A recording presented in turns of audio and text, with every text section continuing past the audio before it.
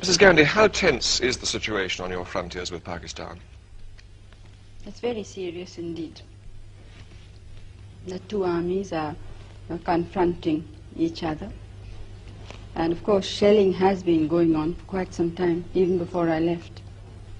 Do you really think it's possible that Pakistan would attack India with their present internal situations?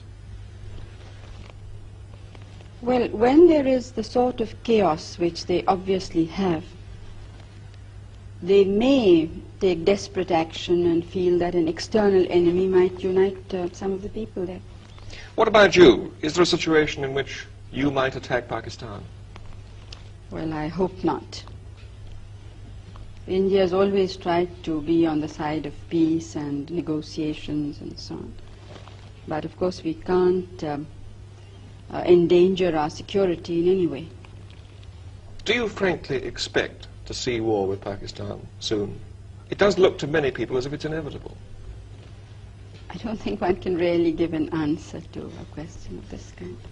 But as I said, we are trying everything possible to prevent it. Why have you not felt able to agree, as the Pakistani president has, and he suggested it, that you should withdraw some troops from your frontiers? Pakistan, as I moved its troops forward a considerable time before we did. Now, while they were there on our border, nobody raised any question that this would be endangers peace, it endangers our country. Now, when we felt compelled to, in the interest of our defense, the whole world seems to have woken up. Now, it seems a very unrealistic situation to me.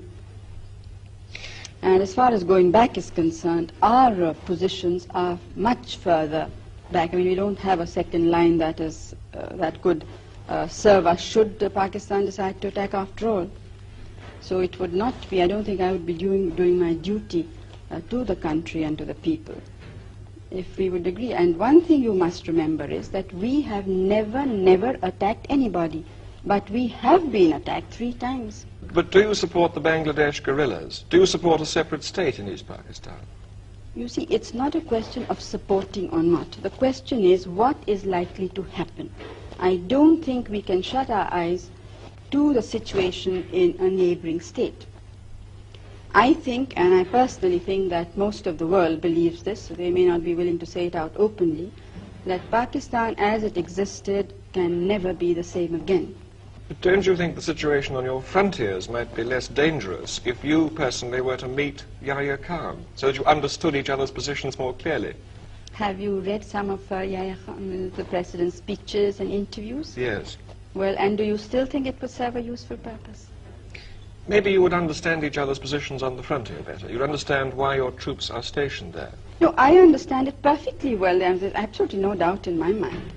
Our troops are stationed there because we were threatened by the military regime of Pakistan. In no uncertain words, there has been a situation of indirect aggression.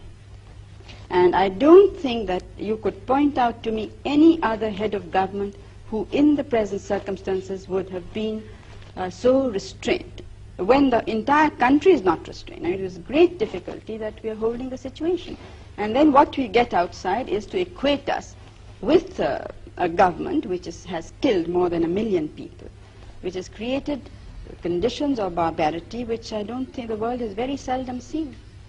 Perhaps against the Jews in Hitler's time, but I don't think in any other time of history has this sort of thing been witnessed. Do you see yourself somehow being drawn into this, being involved in this in some way that you might have to intervene in East Pakistan? Out of humanity, almost. Well, East Bengal is the affair of the leaders of East Bengal. Now, it's up to them what should happen there. Final question. The refugees are still coming over and you have this enormous problem in India. How much longer can you sustain this? Well, we can't sustain it now. Longer is it's now for some months it really has been something that's, water going higher and higher. What are you going to do about it?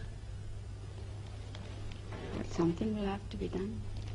One thing I must say, that I'm absolutely determined that all the refugees of all religions must go back. We are not going to absorb them in our population. Would you, if necessary, put them back by force? Well, I'm not jumping bridges before I come to them, but I'm only sure of this, that they have to go back.